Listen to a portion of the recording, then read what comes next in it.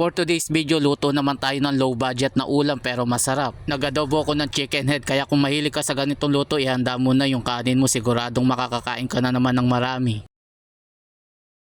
Galing ako sa Alabang Public Market at bumili ako ng ulo ng manok. Pinatanggal ko na rin pati yung tuka para malinis na. Pagdating ko na lang sa bahay, hugasan ko na lang. 50 pesos nga lang pala yung bili ko dyan, 1 kilo. Madami na din at kasya na yan sa 5 katao. Pagdating ko nga sa bahay, hugasan ko lang ng maigi para siguradong malinis. Pakukuluan ko na muna bago ko igisa yung ulo ng manok. Naglagay lang ako ng kaunting tubig. Ganyan kasi yung ginagawa ko kapag magluluto ako. Naglagay nga rin pala ako dyan ng asin para magkaroon ng lasa. At saka ko naman tinakpan habang hinihintay ko lumambot, i-ready naman natin yung gagamitin natin tulad ng sibuyas.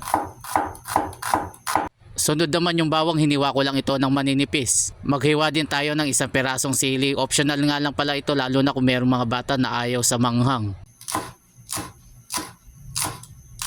After nga ng ilang minuto, heto na nga at malambot na yung ulo ng manok. Yung pinaglagaan, itinapon ko na at hindi ko nagagamitin. Hinugasan ko uli yung kawali at naglagay lang ako ng katamtamang mantika at saka ko naman inilagay yung ulo ng manok dahil ipiprito ko na muna ng ilang minuto. Tamang prito lang naman yung gagawin natin sa ulo ng manok. Kung nakarating ka na dito sa bahagi ng aking video, baka pwede naman paki-like and share para madami naman yung makapanood. Medyo dumikit na nga yung balat pero okay lang yan, matatanggal din naman yan mamaya kapag ka naluto na. After ko maiprito, hindi ko na tinanggal sa kawali. Hinawi ko na lang yung karne at saka naman natin igisa yung bawang. Continuous lang tayo sa paghalo para hindi masunog. Kapag ka nangamoy na yung bawang, pwede na natin isunod yung sibuyas. Habang pinapanood mo ako, baka pwede mo naman i-comment kung tagasan ka para malaman ko kung saan napapanood yung aking video. Kapag okay na yung sibuyas, tsaka naman natin ihalo yung ulo ng manok. Kung hindi ka pa nakapollow sa akin, pakipollow mo na lang ako para updated ka sa mga susunod. At huwag mo na rin kalimutan na i-like and share. Dumikit na ng husto yung mga balat pero okay lang yan. Yan yung magpapasarap lalo sa ating adobo. Tapos tsaka naman natin lagyan ng soy sauce, tsaka na lang natin i-adjust kung sakaling kulang pa. Nilagyan ko na rin ng kaunting suka at tsaka ko naman pinakuluan ng mga 2 to 3 minutes. Bago ako naglagay ng powder na paminta, naglagay din nga pala ako ng paprika pero optional lang. Nilagyan ko lang para magkaroon ng smoke flavor yung adobo. Masarap kasi yung may pagka-smoky flavor pero kung hindi nyo naman bet, pwede naman kayong hindi maglagay. Tulad nga na sinabi ko, optional lang yun. After natin maigisa, tsaka naman ako naglagay ng tubig. Palalambutin natin ng gusto, masarap kasi yung malambot yung pagkaluto. Sa inyo ba, magkano ba yung kilo ng ulo ng manok? Dito kasi sa amin nasa 50. Kaya kung nagtitipid ka, malaking bagay yung ganitong ulam. Yun nga lang, basta hindi maselan yung mga kasama mo sa bahay. Maraming salamat nga pala sa mga nakapollow sa akin at sa mga bago, ganun din sa mga viewers. Medyo madami pa yung sabaw, pakukuluan pa natin ng ilang minuto, tapos naglagay na rin ako ng aji. Bukod sa adobo, ano pa kaya yung pwedeng iluto sa ganito? I-comment nyo naman, baka may alam kayo, baka sakaling magustuhan ko at gawin ko sa susunod. Sakto na yung lasa kaya inilagay ko na yung siling panigang. Pinainin ko na lang ng kaunti at nang matapos na ako sa pagluto, inilagay ko na sa lagayan. At syempre, tikman na natin mga lods, masarap yung ganitong klaseng adobo. Yun o, kanyamaan na talaga mga lods.